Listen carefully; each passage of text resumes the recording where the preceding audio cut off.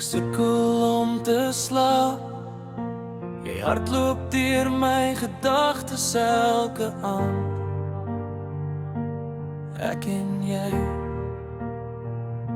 verkeerde tyd, maar steeds bly jy in my hart inkry.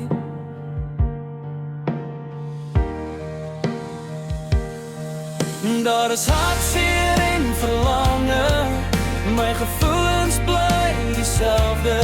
Ek soek myself weer terug in jou arm. Is daar nog liefde vir my?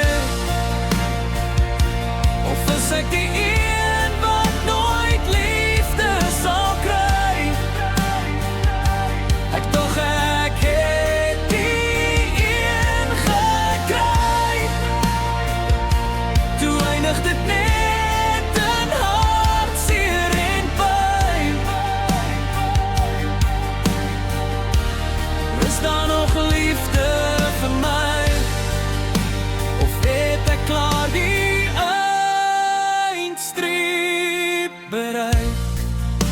Ek sukkel om te verstaan hoekom my hart altyd seer kry.